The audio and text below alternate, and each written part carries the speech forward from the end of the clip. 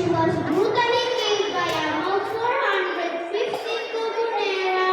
Her legacy continues to enlighten and empower us. And I thank you. Thank you, Princess Camila. Next, Nana.